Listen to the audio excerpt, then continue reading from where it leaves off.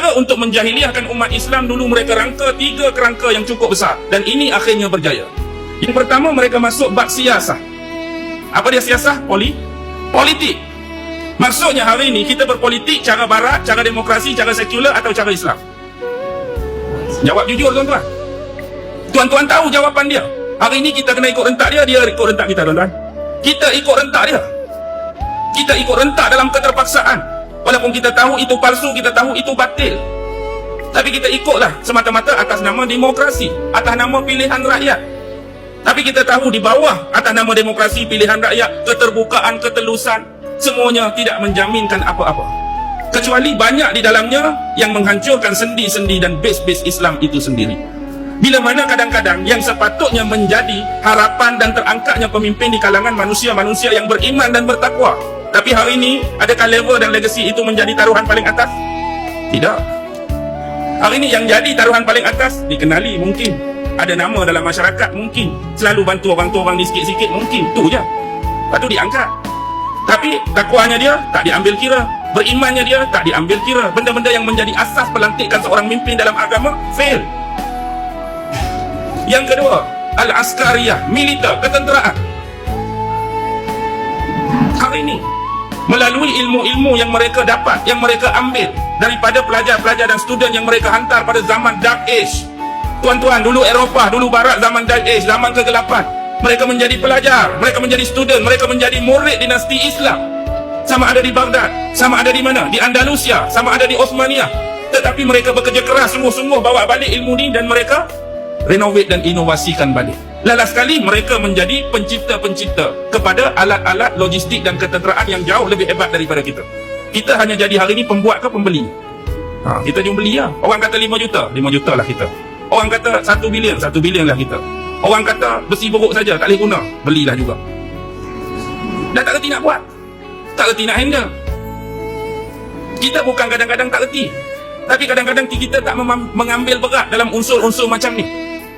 Tak diberikan pattern-pattern dan kepercayaan untuk menguruskan benda ni. Kita berasa benda lain lebih besar daripada benda-benda ni. Sedangkan dalam Islam menyebut antara yang menjadi keperluan dalam negara ialah sistem pertahanan dia. Sebab kita tak tahu apa nak jadi kan. Kena ada kereta kebal, kena ada bom, kena ada pelancar roket, kena ada kapal terbang, kena ada helikopter, kena ada jet berjuang. Jadi kita hari ini bukan buat sendiri, tapi beli hak orang. Kita hanya jadi pemesan, kita hanya jadi pengorder saja. Yang hantar orang ni hantar, orang ni hantar, orang ni hantar. Kadang-kadang mereka jadikan benda ni sebagai satu bisnes, bukan satu keperluan. Kita orang Islam melihat dia satu keperluan untuk kita defend agama kita, defend umat Islam. Benda-benda ni jadi penting. Tetapi musuh-musuh Islam menjadikan barang ni barang dagangan. Melalui politik, mungkin mereka boleh caturkan 2 negara Islam biar bergaduh, biar bertelagah, yang akhirnya 2 negara Islam ni akan bertempur, akan berperang. Masalah politik ke, masalah apa ke yang menyebabkan perlunya penggunaan senjata ni. Nak buat tak reti, akhirnya hang belilah ngaku. Hak ni pun dia jual, hak ni pun dia jual. Hak berperang siapa?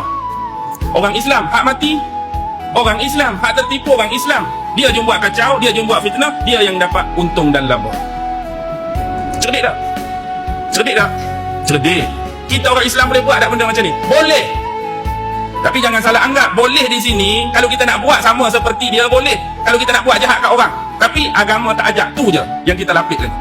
Jenis buat jahat kat orang, agama tak ajak. Fitnah orang, agama tak ajak. Tipu orang, agama tak ajak. Mengacung orang, agama tak ajak. Kira agama larang, kira agama tak setuju, yang jadi kita duk jadi baik macam ni. Orang je tak berhenti buat kat kita. Kalau kita nak buat boleh. Nak tipu kafir, nak racun kafir, nak fitnah kafir, tapi Islam tak ajak benda macam tu. Sebab kita ni nak menghasilkan manusia yang baik, manusia beriman, manusia soleh, manusia berakhlak. Kalau kita orang Islam juga buat benda yang sama, apa yang jadi tuan-tuan?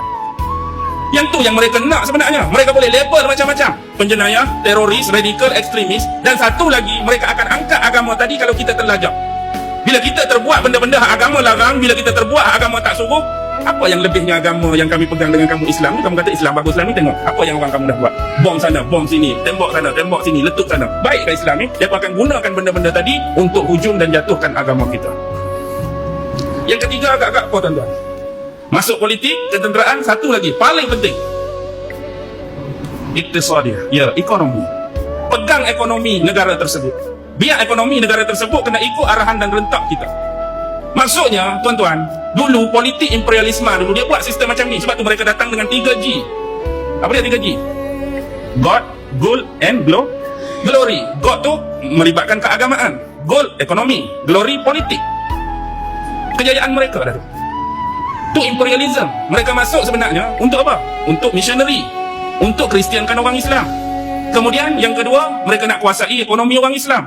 Yang ketiga, mereka nak menguasai politik dan kepimpinan orang Islam. Bila tiga ni dapat habis, tuan-tuan. Yang tinggal apa? Spender lah. Tapi hari ini tuan-tuan boleh lihat pergerakan ke arah itu makin jelas. Politik nak pegang, ekonomi lama dah pegang.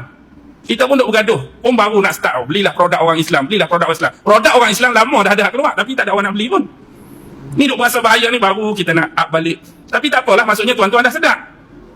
Bila orang pegang ekonomi, siapa yang boleh pegang harga, tuan-tuan? Depa lah.